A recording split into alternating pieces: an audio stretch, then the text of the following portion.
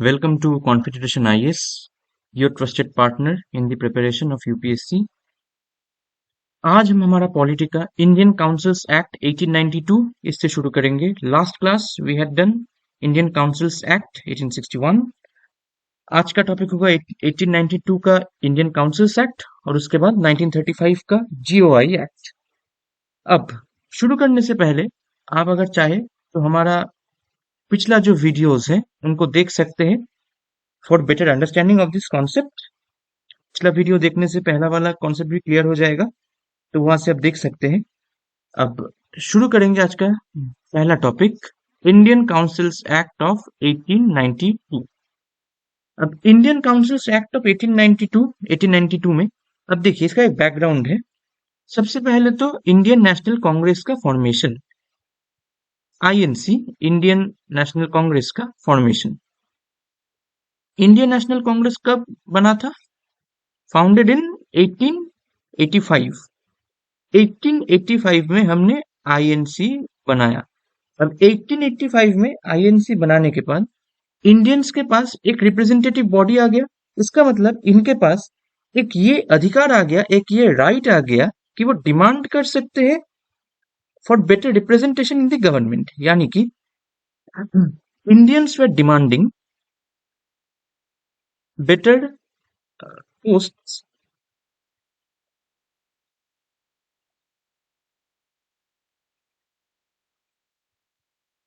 या फिर representation government में, क्योंकि अब इनके पास एक बहुत ही अच्छा क्रिस्प सा बॉडी है जो इनकी डिमांड्स को सुन सकता है। इंडियन नेशनल कांग्रेस पहला पार्टी था, 1885 में इसको फॉर्मेशन हुआ था। तो ब्रिटिश गवर्नमेंट ने क्या किया था, इस इंडियन काउंसिल्स एक्ट को पास किया था जिससे कि कुछ माइनर कंसेशंस बने। इसका मेन फंक्शन यही था कि माइनर कंसेशंस जो है इसको हम बना सके, जो कि पिछले वाले में नहीं था। तो इस एक्ट का बेसिक कारण था कुछ छोटा मोटा चेंजेस लाना जो कि पहले नहीं था। क्यों? ताकि इंडियंस को कुछ पावर या फिर कुछ राइट्स दिया जा सके। पहला पॉइंट इसमें क्या है, सबसे पहले क्या था, सेंट्रल और प्रोविंशियल दो लेजिस्लेटिव काउंसिल्स थे। एक था सेंट्रल और एक था प्रोविंशियल। सेंटर और प्रोविंशियल। अब सेंटर और प्रोविंशियल काउंसिल्स में हमने नॉन ऑफिशियल स्ट्रेंथ को बढ़ावा दिया। ये देखिए, number of non official members additional जो थे दे वर इंक्रीज्ड। क्या था इसमें, नॉन ऑफिशियल जो मेंबर्स थे, नॉन ऑफिशियल मेंबर्स उनको बढ़ाया गया। नॉन ऑफिशियल मेंबर्स का स्ट्रेंथ जो था उनको इंक्रीज किया गया। Non official increase in strength. Size बढ़ाया गया, एडिशनल लोगों को लाया गया। इससे काम क्या हुआ कि चलो लोगों का रिप्रेजेंटेशन बढ़ रहा है, मतलब इंक्रीज हो रहा है लोगों का रिप्रेजेंटेशन, तो लोग ज्यादा हड़ताल नहीं करेंगे। सेकंड ये था कि जो पावर था या फिर जो ज्यादा पावर वाले जो डिसीजंस थे वो फिर भी मेजोरिटी के पास ही थे, जो कि ये नॉन ऑफिशियल तो नहीं थे, जो कि ऑफिशियल मेंबर्स थे। ऑफिशियल मेंबर्स के पास ही मेन मेजोरिटी पावर्स था। यानी कि ऑफिशियल मेंबर्स को ये क्षमता था कि वो अपना जो डिसीजन है वो बताए और इनका डिसीजन को over the non official members को हम ला सकते। मतलब मेजोरिटी का जो या फिर ऑफिशियल का जो पावर था वो बेटर था कंपेयर टू नॉन ऑफिशियल्स का। इनका सिर्फ इंक्रीमेंट कराया गया था इन स्ट्रेंथ। इनका सिर्फ इंक्रीमेंट कराया गया था, मेजोरिटी फिर भी ऑफिशियल्स के पास ही था। सेकेंड पॉइंट ये था कि हमने फंक्शंस को बढ़ा दिया इंडियंस के लिए। ये देखिए, discussing the budget and addressing questions to the executive. मतलब कि इंडियंस के पास अब ज्यादा फंक्शंस थे। Indians were suppose to discuss budget, they can discuss budget, और वो सरकार को कुछ क्वेश्चंस भी कर सकते थे। अगर उनका उनका कुछ क्वेश्चन था तो वो सरकार को ये पूछ सकते थे कि आप ऐसा क्यों कर रहे हो, आपका ये मतलब क्या है। इस वाले में हम देखेंगे कि ये देखिए कि इंडियंस का जो था वो फंक्शंस इंक्रीज किया गया था। फंक्शंस इंक्रीज किया गया था कैसा कि भाई बजट डिस्कस कर लो, बजट डिस्कस कर लो, और अगर कोई क्वेश्चन है या फिर अगर आपका कोई सवाल है, कोई क्वेरी है, तो एग्जीक्यूटिव को कर दो। यानी कि क्वेश्चंस कर सकते हो, सॉल्यूशंस क्लियर नहीं थे। और ना और ये एक कॉस्मेटिक चीज भी था, क्योंकि इस एक्ट के जरिए सिर्फ सिर्फ जैसे कि हमने देखा था कि माइनर कंसेशंस के लिए ये एक्ट था, सिर्फ और सिर्फ माइनर कंसेशंस के लिए। इस एक्ट का ये कारण नहीं था कि हम इंडियंस को कोई पावर दे रहे हैं या फिर बहुत मेजोरिटी कोई ऑफिशियल क्षमता दे रहे हैं। ये एक कॉस्मेटिक रिफॉर्म था, जो कि हम बोल सकते हैं कॉस्मेटिक रिफॉर्म था, कि चलो आपका मेजोरिटी का साइज इंक्रीज हो रहा है, आप देख सकते हो कि हम आपको राइट दे रहे हैं, आप डिमांड्स पुट कर सकते हो। लेकिन इसका मतलब ये नहीं था कि इससे कोई समस्या का सल्यूशन था।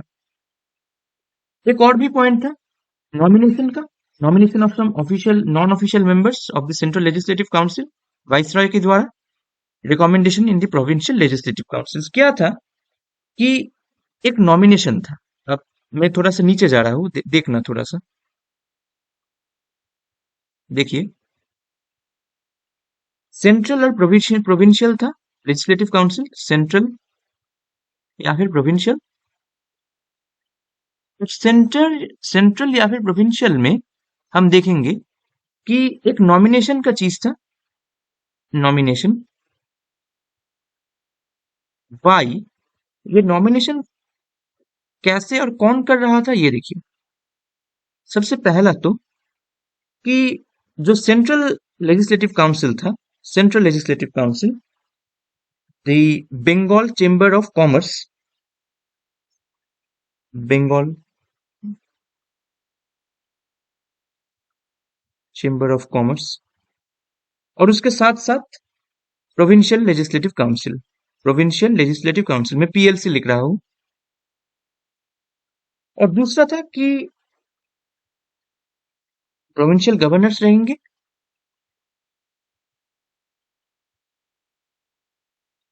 प्रोविंशियल गवर्नर्स, प्रोविंशियल गवर्नर्स का जो था वो था कि ट्रेड यूनियंस रहेंगे, जमींदार, ट्रेड यूनियंस जो कि मेंटेन्ड होंगे बाई जमींदार्स। और ये बनाया बनाया भी गया था जमींदार्स के कारण, ट्रेड यूनियंस बाई जमींदार्स। अब ये जो नॉमिनेशंस था ये सजेस्टेड था सिर्फ इंडियंस के लिए, कोई इलेक्शन इसमें नहीं था। देखिए, in the Bengal Chamber of Commerce, and B, that of the Provincial Legislative Council by the governors on the recommendation of the district boards, municipalities, universities, trade associations, zamindars and chambers. Zamindars का यहाँ पे बहुत main एक function था, ये काम जमींदार्स के द्वारा ही था। ये ट्रेड एसोसिएशन का काम, यूनिवर्सिटी, डिस्ट्रिक्ट बोर्ड, इन सभी का रिकमेंडेशन बेसिकली इन पावर जो इंडियंस थे, जैसे कि जमींदार, जिनके हाथों में थोड़ी सी सत्ता ज्यादा थी, जिनके हाथों में हाँ, हम ये बोल सकते हैं कि जिनके हाथों में बोलने का प्रॉपर राइट था, क्योंकि बाकियों का तो डिमांड कभी सुना नहीं जाता था वैसे। तो जमींदार को इस सभी के लिए यहाँ पे प्रेफरेंस दिया जाता था, एंड चेम्बर्स। अब देखिए, इस एक्ट ने यहाँ पे जो लिखा है, एक इनडायरेक्ट प्रोविजन और ऐसा कुछ लिमिटेड पावर्स दिया था, क्योंकि नॉन ऑफिशियल सीट्स को हमने फिलअप किया था, मेजोरिटी पावर तो फिर भी ऑफिशियल मेंबर्स के साथ ही था। और इंडियंस सभी के सभी नॉन ऑफिशियल थे, इंडियंस सभी के सभी नॉन ऑफिशियल थे। तो इंडियंस के पास जो पावर था वो नेग्लिजिबल क्वांटिटी में था।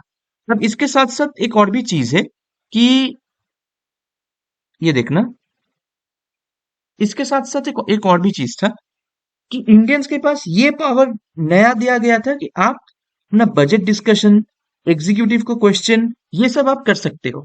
इन सब क्वेश्चंस का ना ही कोई सोल्यूशन था या फिर बहुत ज्यादा कोई काम तो इन सब का नहीं था। ये एक बहुत जैसा कि यहाँ पे दिया गया है in the book itself, that this act made a limited and indirect provision for the use of election in filling up some of the non-official seats both in the central and provincial legislative councils. Election, the word election was however not used in the act. process was described as nomination made on the recommendation of certain bodies. मतलब कि election नाम की कोई चीज तभी भी नहीं थी, इलेक्शन के बगैर हम रिकमेंडेशन के अगेंस्ट इसको कर रहे थे। इसका मतलब कि ये जो नॉमिनेशंस का जो चीज है, ये देखिए, ये जो नॉमिनेशंस है ना, ये सारे के सारे नॉमिनेशंस सिर्फ और सिर्फ सजेस्टेड बाय इंडियंस थे।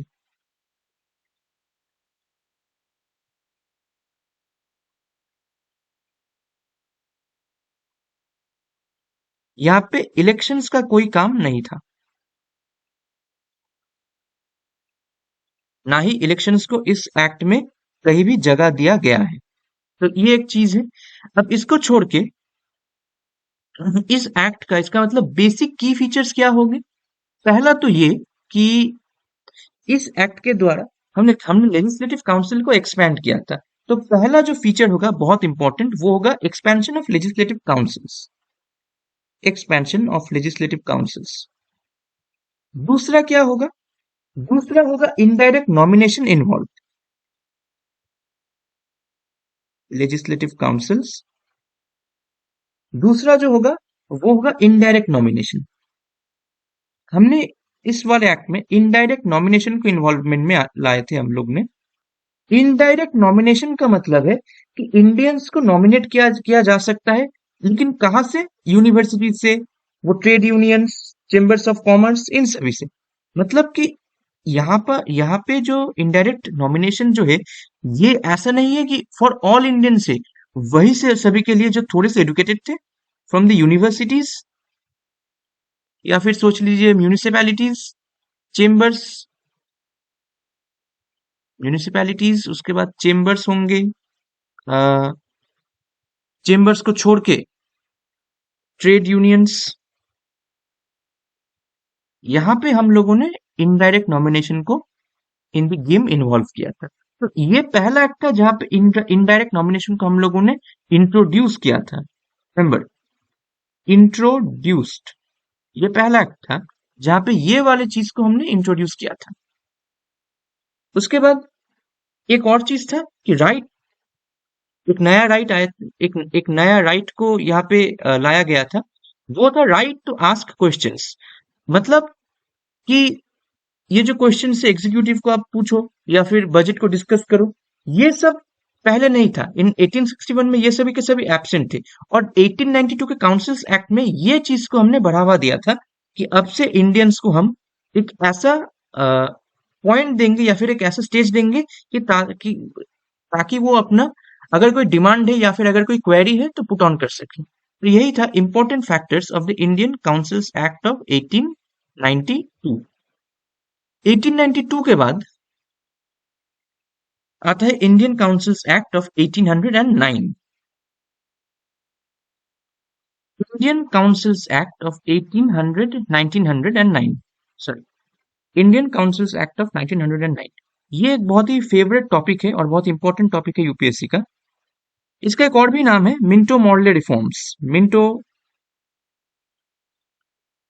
Morley reforms. इससे काफी सवाल ऑफन हम देख सकते हैं कि यूपीएससी पूछता है। ये देखिए लिखा भी है, लॉर्ड मॉर्ले जो कि सेक्रेटरी ऑफ स्टेट है इंडिया के, और लॉर्ड मिंटो तब वाइसरॉय थे, इनके नाम के ऊपर ये मिंटो मॉर्ले रिफॉर्म्स को दिया गया था। अब इंडियन काउंसिल्स एक्ट ऑफ 1909 काफी इंपॉर्टेंट एक्ट इस कारण से है कि ये आया था after the partition of Bengal. Partition of Bengal हुआ था 1905 में। देखिए इसका जो बैकग्राउंड होगा इंडियन काउंसिल्स एक्ट का, हम लिखेंगे आईसीए, इंडियन काउंसिल्स एक्ट 1909 का जो बैकग्राउंड है वो पहला तो ये था कि ये आया था बंगाल पार्टीशन के बाद। बंगाल पार्टीशन कब हुआ था? 1905 में, 1905 में बंगाल पार्टीशन 1905 में हुआ था। अब बंगाल पार्टीशन 1905 में जो हुआ था, इसमें बहुत ही भयंकर प्रोटेस्ट हुआ था। There were widespread protest throughout the country, definitely in the Bengal region. और इसके अगेंस्ट बहुत लीडर्स ने, बहुत सारे रेवोल्यूशनरीज ने बात भी किया था, और ये एक बहुत ही डार्क स्पॉट भी था ब्रिटिश हिस्ट्री या फिर ब्रिटिश इंडिया हिस्ट्री में। एक और साइड ये था कि बंगाल पार्टीशन के बाद हम देख सकते हैं कि एक्सट्रीमिस्ट्स आए हैं इन द इंडियन पॉलिटिक्स, एक्सट्रीमिस्ट्स का राइज हुआ है। एक्सट्रीमिस्ट्स का एक एग्जाम्पल होगा जैसे कि लाला लाजपत राय, लाला लाजपत राय, या फिर लोकमान्य तिलक।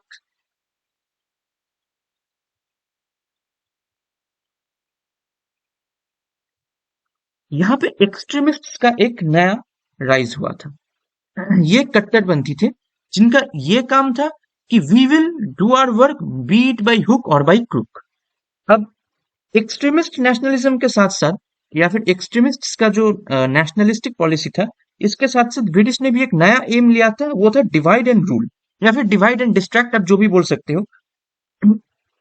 मेन पॉइंट ये था कि हम डिवाइड करेंगे, बांटेंगे, भारतीयों को अपने अपने ही बीच में बांट देंगे, उनके अगेंस्ट में लड़ा देंगे, और इंडियन पॉलिटिक्स को इसी मकाम पे हम डिस्ट्रैक्ट करते रहेंगे। तो यहाँ पे एक्सट्रीमिस्ट नेशनलिज्म, न्यू नेशनलिज्म आता है, यहाँ पे एक्सट्रीमिस्ट नेशनलिज्म का राइज होता है, नेशनलिस्ट्स।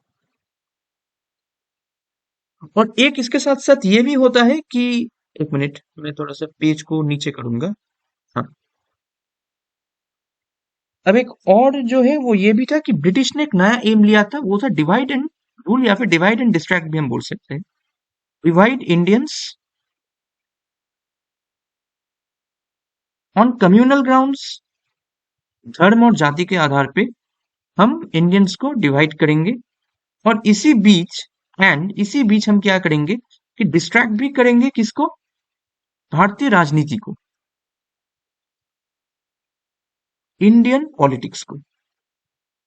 इसका कारण यही था कि ये था नेशनलिस्ट्स को इन दी बड निप कर देना, यानी कि उठने ना देना या फिर इसको राइज सही से ना करने देना। तो यहाँ पे मुस्लिम लीडर्स ने एक डिमांड किया था सेपरेट पॉलिटिकल रिप्रेजेंटेशन का। ये पहला ऐसा था जहाँ पे मुस्लिम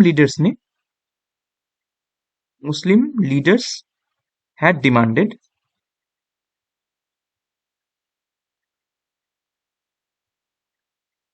separate political representation, separate political representation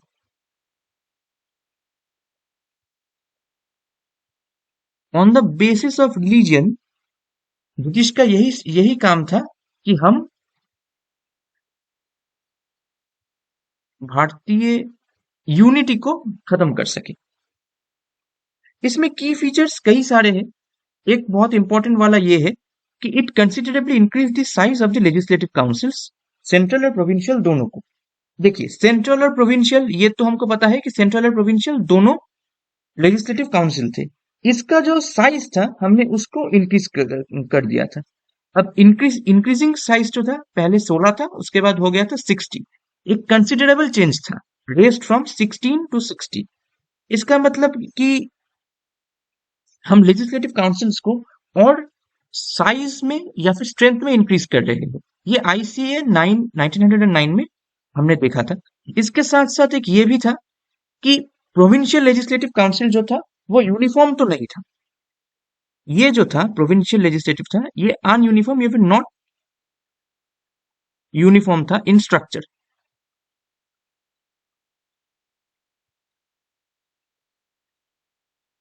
इसके साथ साथ दूसरा एक बहुत इंपॉर्टेंट पॉइंट होगा कि ऑफिशियल मेजोरिटी जो है उसको रिटेन किया गया था in the central legislative council, लेकिन प्रोविंशियल लेजिस्लेटिव काउंसिल को यही बोला गया था कि आप नॉन ऑफिशियल मेजोरिटी को रख सकते हो।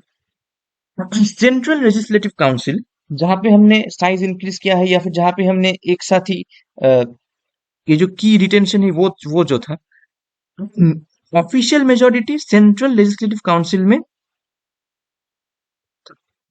लेकिन प्रोविंशियल लेजिस्लेटिव काउंसिल को बोला गया था कि अगर आप चाहो, आपके पास जो नॉन ऑफिशियल इंडियंस मेजोरिटी जो है, नॉन ऑफिशियल, उनको आप मेजोरिटी में रख दो।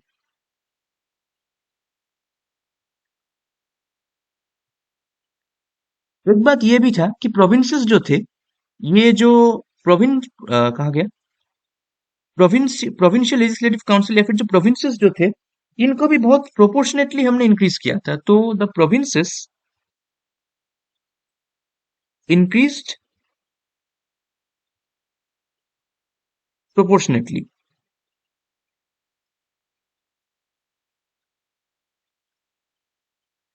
प्रोविंसेस को हमने कैसे इंक्रीज किया था? प्रोपोर्शनली। अब नॉन ऑफिशियल मेंबर्स, इनका इसका मतलब जो इंडियंस थे, नॉन ऑफिशियल मेजोरिटी इंडियंस, उनको और भी ज्यादा इंक्लूमेंट हमने किया था, इंक्लूशन उनका ज्यादा बढ़ गया था। ये एक था।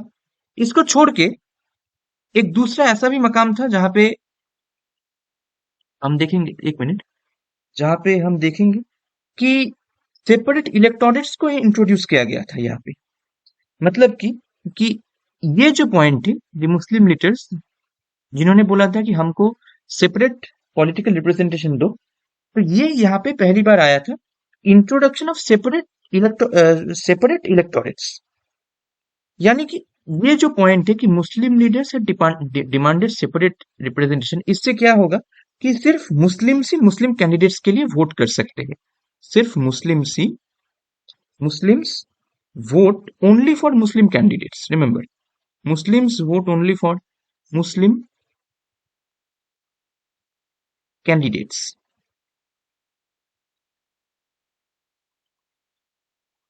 जैसे कि हमने बोला गया था कि डिवाइड करो, तो ये था डिवीजन का एक पॉइंट। ये शायद ये पहला भी स्टेप था टुवर्ड्स कम्युनल डिवीजन।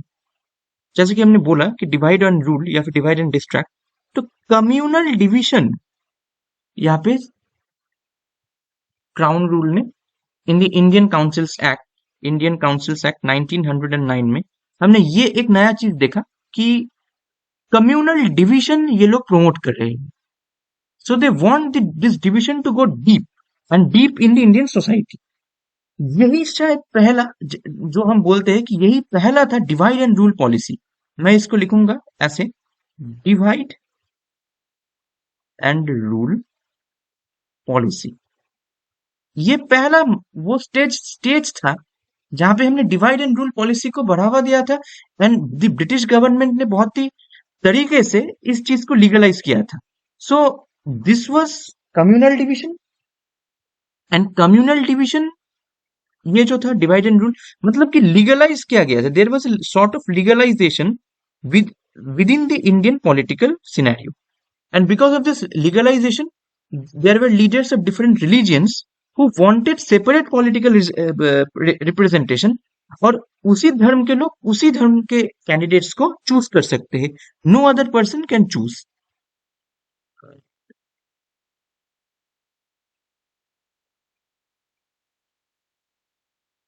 कैंडिडेट्स। ठीक है। एक चीज था कि कांग्रेस ने बहुत ही स्ट्रांगली इस चीज को अपोज किया था, ये पूरे एक्ट को। सो यहाँ पे कहा लिखूं, थोड़ा सा नीचे चलते हैं, थोड़ा सा नीचे चलते हैं, कि ये जो एक्ट था, Congress had strictly opposed it. Congress strongly opposed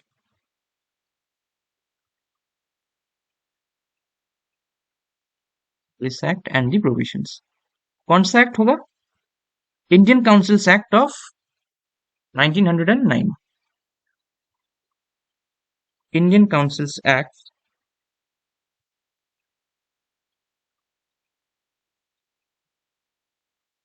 of 1909। इस एक्ट को बहुत ही वेहेमेंटली कांग्रेस ने अपोज किया था। अब देखिए इसके साथ साथ एक और भी पॉइंट था इसके साथ, कि भारतीय अब जो थे वो एग्जीक्यूटिव काउंसिल को ज्वाइन कर सकते थे। यानी कि ये शायद से हम दूसरे पेज में जाएंगे इसके बाद। आई होप आपने यहाँ तक का नोट बुक में ले लिया होगा। We will be moving on next page में। हाँ, अब इंडियंस को जो था वो ये पहला समय था, it was the first time that Indians could join executive council. ये देखिए, Indians could be joining executive council of the viceroy and governors. पहले कौन थे? सत्येंद्र प्रसाद सिन्हा। सत्येंद्र प्रसाद सिन्हा पहले इंडियन थे who join the viceroy's executive council. इनको हमने law member as law member इनको अपॉइंट किया गया था। ये जो पॉइंट है, थर्ड पॉइंट, ये बेसिकली बोलता है कि Indians were given the right to join executive council. So Indians were there joint the executive council.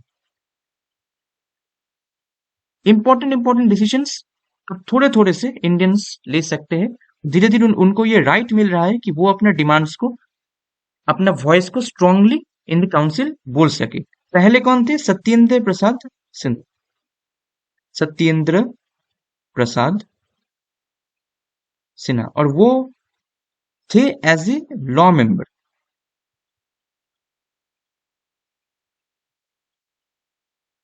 He was there as the law member. इसके साथ साथ हमने legislative councils at both levels, यानी कि सेंट्रल और प्रोविंशियल, इन दोनों ही levels में हमने इनका फंक्शंस जो है इनको इंक्रीज कर दिया है, या फिर उनका स्कोप को इंक्रीज कर दिया है। जैसे कि ये देखिए, members were allowed to ask supplementary questions, move resolutions on the budget and so on. ये जो एनलार्जमेंट था ना, ये जो एनलार्जमेंट था ऑफ द लेजिस्लेटिव काउंसिल्स,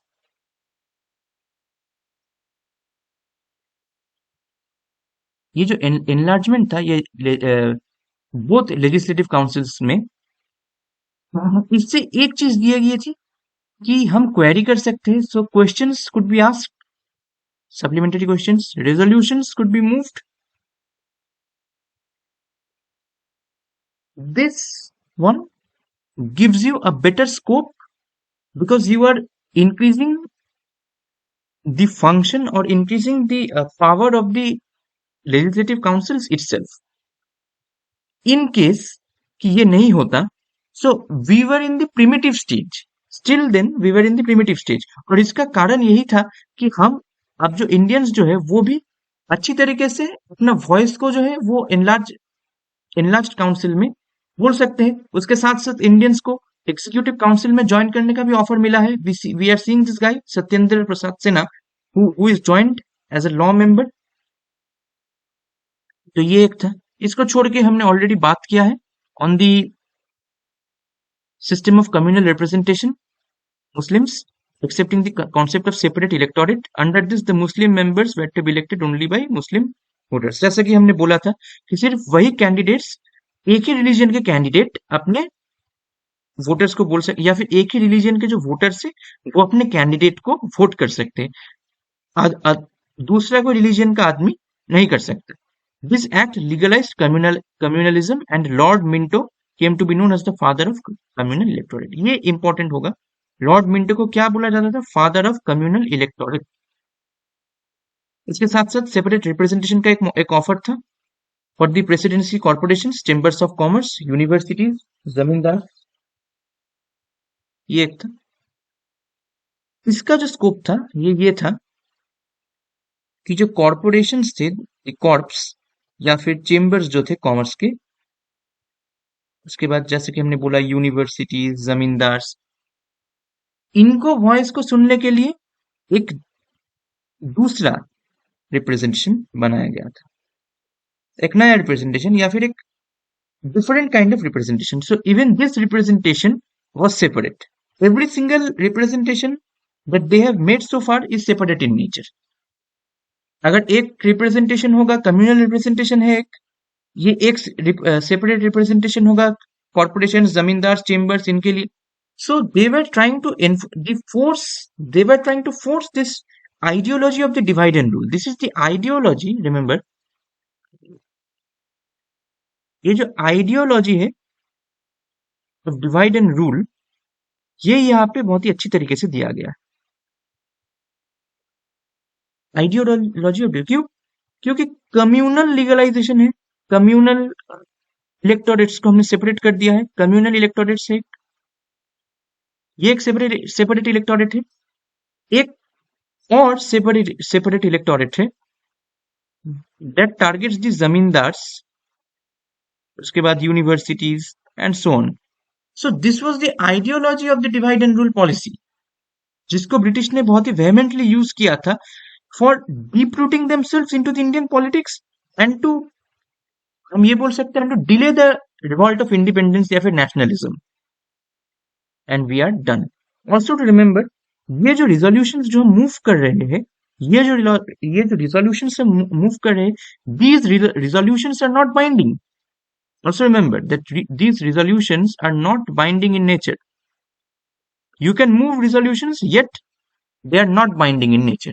ये रिजोल्यूशन सिर्फ और सिर्फ नाम के वास्ते रिजोल्यूशन थे। You cannot move this resolution, and you can move this resolution on pen and paper, but there was no binding force in this resolution. एक और भी था कि even after all of this there was no voting power for the Indians. Voting power हमने अभी भी नहीं दिया,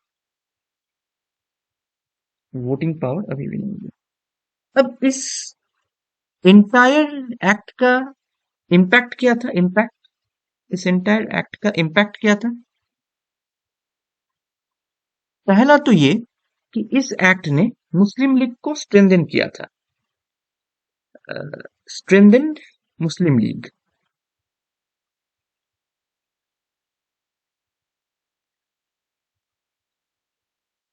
पहला, कांग्रेस भी धीरे धीरे रेडिकल हो रहा था, तो कांग्रेस को इसने रेडिकल भी कर दिया। Congress grew radical. हमने पढ़ा था कि Congress strongly opposed this communal electorates, तो इसकी वजह से कांग्रेस भी थोड़ा सा रेडिकल हो गया। एक और भी ब्रिटिश गवर्नमेंट ने इस एक्ट के द्वारा एक बहुत ही डीप रूटेड काम किया था, वो था कि एक्सट्रीमिस्ट और मॉडरेट डिवाइड वाज वाइडेंड। ये जो एक्सट्रीमिस्ट एंड मॉडरेट जो नेशनलिज्म थे, सो एक्सट्रीमिस्ट एंड मॉडरेट नेशनलिस्ट्स, इनका ऑलरेडी डिवीजन था, एंड दिस डिवाइड वाइडेंड, ये और बढ़ गया इस काउंसिल एक्ट के तहत।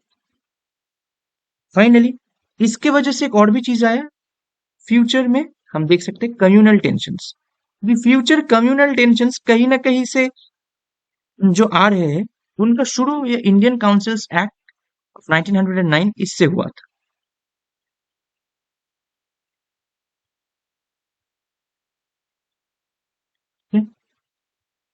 Okay, government of India acts हम यहाँ से शुरू करेंगे। Government of India act of 1919, government of India act of 1935। I think ये इसके पहले साइमन कमीशन और थोड़ा सा हमको बैकग्राउंड जानना होगा। तो GOI एक्ट 1919 नेक्स्ट क्लास से करेंगे।